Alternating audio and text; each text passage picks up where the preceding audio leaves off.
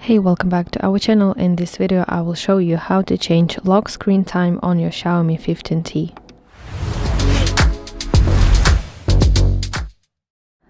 The setting for the lock screen time determines how long your screen stays active after a certain period of time that your phone is inactive before turning off. So let's go to settings, and you have to scroll down to lock screen section. And now let's go to sleep, and here you can see different time options. So you can select the duration that you want. It could be 15 seconds, 30 seconds, 1 minute, 2 minutes, 5 minutes, or 10 minutes. Also here basically should be option never, but this is generally discouraged for better battery life.